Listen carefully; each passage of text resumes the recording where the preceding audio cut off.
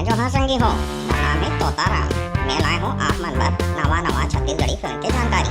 मोर channel ला like करो, subscribe करो, आउ घंटा बटन ला चपक लो, जेकर से आप मन ला कोनो जानकारी चाहिए तो मिल सके।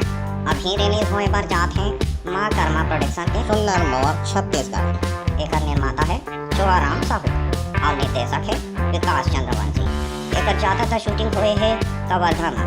इनमें गाना बहुत बढ़िया है, फिल्म बहुत बढ़िया बनी है। अब जनता बताही फिल्म हिट है के खिलाफ हमला का है। हमार पटर तक चलत रही। हाँ, डायरेक्टर पवन गुप्ता के नवा फिल्म के शूटिंग धमदारी में चालू हो गए। पवन गुप्ता मतलब छत्तीसगढ़ी सुपर हिट फिल्म तोर खातिर के डायरेक्टर।